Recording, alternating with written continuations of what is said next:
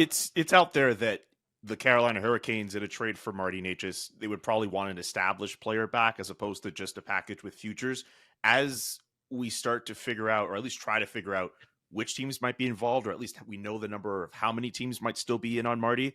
Uh, does that change the asking price at all? Has that changed? No, I don't think it has. I think they're holding firm to that, and so what you're talking about is a kind of a hockey deal, right? You're looking to, maybe there's a similar player. I mean, look, we can point to Nikolai Ehlers in Winnipeg, where the Jets are now listing on him. Like, could that be a fit? I'm not certain it is or it isn't, but like you start to look at those kind of scenarios where you know two teams are both incentivized, and neither of those guys is a problem, so I don't want to frame it as that. But you have maybe a potential looming problem or some uncertainty. In the case of Ehlers, he's 1 year out from being a free agent, and he's in line to get a pretty healthy raise. And so, can Winnipeg make that work while also needing to sign Kyle Connor? And in Nature's case, he's a restricted free agent this summer. He's got 2 years of RFA status left, but Mm-hmm. he to sign him long term is going to be a major commitment. And so perhaps you end up with a fit like that. And I don't want to make it sound like it has to be a Winnipeg Carolina fit, but I think that's kind of the sort of deals that you're looking at potentially here for Natchez. And so, there are players around the league. I mean, those aren't the only two that are, posing some challenges for their teams and that are, closer to gaining their full rights under the CBA. And so let's see if we can find a match somewhere there. Natchez for Ehlers. I wonder. You know what? Maybe I shouldn't throw that in the universe. Do you have anything else on Nikolai Ehlers? Not really. I mean, I don't think the Jets feel they have to move him or anything like that. It's just, as they're looking forward. I mean, it's just they have a decision to make. They have, the cap comes for everybody, not just the teams that win the cup, but even the ones that have, been good teams but haven't, quite gotten to that level. And I think the Jets are at a position where it's going to be tough to pay him and pay Kyle Connor, and they have to look ahead to what they have in their system, and so. I think that they're open to exploring the Ehlers market to see what that could do for them and what it might free up. I don't know if we've mentioned this person at all. I don't know if you even know who this person is, but Mitch Marner, does that name ring a bell at all? It does, and I don't even know where we're at in the public discourse with Mitch Marner. There's been so much discussion about him, so I've lost track of what's been reported. Here's what I will report. Here's what I know to be true about the situation. The Leafs are not leaning on Mitch Marner right now. They have not decided 100% they have to trade him, and they're going to make life uncomfortable, and they're getting the list of names. It's none of that's what's going on. I mean, the fact that remains true with Mitch Marner is he controls the hammer here. And so if there's a trade, the Leafs need to work with him.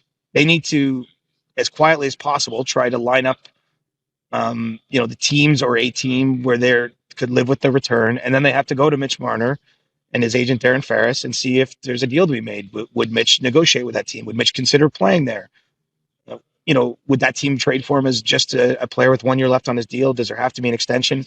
I mean, obviously, it would be a massive trade, whatever it is, if it happens, it's a slightly complex situation. So where things are at right now, as far as I know, is it's a little bit. I mean, it's not quiet around Mitch Marner. There's so much speculation. I think there's some frustration just about all the public discourse about it. And look, that's the nature of the beast when you're that player and when the possibilities are on the table that we're talking about. But, at this point in time, I don't think the Leafs have a deal for him. And I don't think they've gone to him and asked him for a list or anything like that. I think they have to, it does not make any sense for the Leafs to go to war with this player to make this any more public than it already is. And so I think that they're going to quietly behind the scenes see, engage if there's a trade market. If there is, then they take it to the next step and see if Mitch Marner is willing to consider that move. How surprised would you be? And you can reserve the right to change your mind at any point with this answer. How surprised would you be if Mitch Marner began next season with the Toronto Maple Leafs?